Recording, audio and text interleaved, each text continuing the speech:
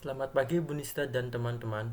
Pada kesempatan kali ini kami dari kelompok 6 yang beranggotakan saya Leonardus Devon NIM 1921140668 yang pada kesempatan kali ini sebagai presenter, Gabriela Minesiadiah Pitaloka 1921140551 sebagai anggota, Bonaventura Adi Saputra 1921140667 sebagai anggota, dan Maria Veni Angeli 19211409 sebagai penyusun akan mempresentasikan hasil diskusi kami mengenai topik kasus teknologi dan pemerintah. Di sini kami mengambil kasus yaitu aplikasi Peduli Lindungi. Aplikasi Peduli Lindungi merupakan sebuah aplikasi yang resmi dikembangkan oleh Kementerian Komunikasi dan Informatika atau Kominfo dan Kementerian BUMN untuk membantu instansi pemerintah dalam melakukan pelacakan terkait pemutusan penyebaran virus corona atau COVID-19. Aplikasi ini mengandalkan partisipasi dari masyarakat untuk saling membagikan data lokasinya saat berpergian agar penelusuran riwayat kontak dengan penderita COVID-19 dapat dilakukan. Aplikasi ini juga akan mendapatkan notifikasi jika penggunanya berada di tempat yang ramai atau berada di zona merah, yaitu area atau daerah yang sudah terdata bahwa ada orang terinfeksi positif COVID-19 atau pasien dalam pengawasan. Aplikasi Peduli Lindungi ini memiliki beberapa fungsi, diantaranya mengakses sertifikat vaksinasi COVID-19, pelacakan penyebaran COVID-19, memberikan informasi zonasi dan notifikasi adanya keramaian, pemeriksaan kesehatan, syarat masuk mal atau pusat perbelanjaan, dan syarat yang dibawa saat berpergian. Untuk menggunakan aplikasi Peduli Lindungi ini, pengguna bisa mengunduhnya di Play Store atau App Store secara gratis.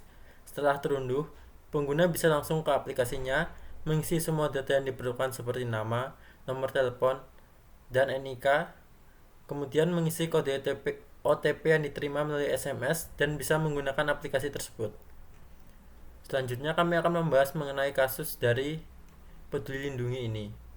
Walaupun aplikasi ini resmi dibuat oleh Kominfo, tingkat keamanan data pribadi penggunanya tergolong rendah, sehingga rentan terjadi penyalahgunaan data oleh pihak yang tidak bertanggung jawab, seperti kasus sertifikat vaksin Presiden Jokowi yang tersebar luas di media sosial pada Jumat 3 September kemarin. Kebocoran sertifikat Presiden Jokowi ini diperoleh dari aplikasi Peduli Lindungi. Kominfo mengatakan bahwa pelaku mendapatkan NIK Presiden Jokowi dari situs KPU yang mana data-data pribadi Presiden Jokowi masih ada ketika mendaftar sebagai calon presiden dan bisa diakses oleh publik. Ketika sudah memperoleh NIK Presiden Jokowi, pelaku mulai melakukan aksinya. Terkait NIK Presiden Jokowi tersebut, pihak KPU angkat bicara. Dari pihak KPU menyatakan bahwa data-data Presiden Jokowi dari situs KPU tersebut dipublikasi karena berdasarkan persetujuan dari Presiden Jokowi sendiri. Untuk mengatasi masalah kebocoran sertifikat vaksin Presiden Jokowi yang tersebar di media sosial tersebut, Menteri Kesehatan Budi Gunadi Sadikin mengambil langkah dengan menutup akses akun para pejabat di aplikasi Peduli Lindungi. Kebocoran data di aplikasi Peduli Lindungi tidak hanya dialami oleh Presiden Jokowi, tetapi juga dialami oleh pejabat-pejabat pemerintah lain. Atas hal tersebut, Menkes juga menutup akses data dari para pejabat tersebut.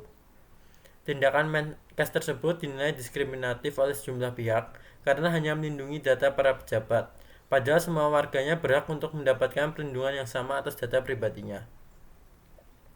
Di tanggal dan hari yang sama, ada kasus yang sama berkaitan dengan aplikasi Peduli Lindungi ini. Kasus tersebut berkaitan dengan pembuatan sertifikat palsu oleh staf kelurahan di Jakarta Utara, yang mana pelakunya menggunakan data pribadi milik akun orang lain di aplikasi Peduli Lindungi lalu membuat sertifikat palsu dengan identitas pemesan.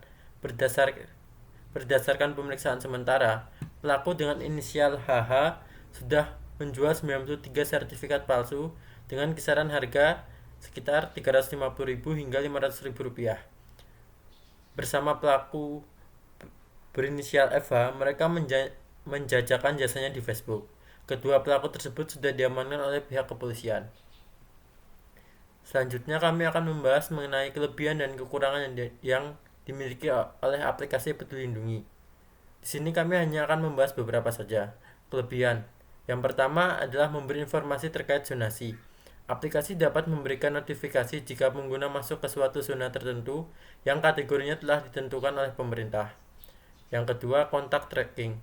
Pengguna akan mendapat pemberitahuan jika melakukan kontak dengan pengguna lain yang terdiagnosa positif COVID-19 dalam rentang waktu 14 hari terakhir. Dan yang ketiga, memberikan informasi terkait vaksinasi. Selanjutnya adalah kekurangan.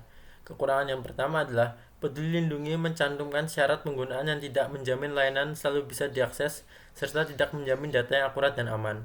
Yang kedua, kebijakan kerahasiaan Peduli Lindungi tidak menjamin keamanan data apabila terjadi akses ilegal. Peduli Lindungi mengumpulkan data-data yang melebihi kebutuhannya sehingga memperbesar peluang pelanggaran data pribadi pengguna. Sebagai contoh adalah mengirimkan swafoto dan KTP untuk kredensial permintaan bantuan akses 24 jam GPS. Yang kedua adalah mengumpulkan IP address yang bisa mengidentifikasi perangkat. Yang terakhir adalah kesimpulan. Aplikasi Peduli Lindungi ini sangat penting bagi masyarakat selama masa pandemi ini. Munculnya aplikasi ini sangat membantu pihak pemerintah untuk bisa melacak penyebaran COVID-19 di tengah masyarakat. Namun, aplikasi ini tidak menjamin keamanan data-data pribadi pengguna dan banyak terjadi kebocoran data. Untuk menangani masalah tersebut, pihak Kominfo harus meningkatkan lagi sistem keamanannya pada aplikasi tersebut agar masalah kebocoran data penggunanya tidak terjadi lagi. Demikian presentasi kami pada kesempatan kali ini. Apabila ada kekurangan, saya sebagai perwakilan kelompok mengucapkan mohon maaf dan terima kasih.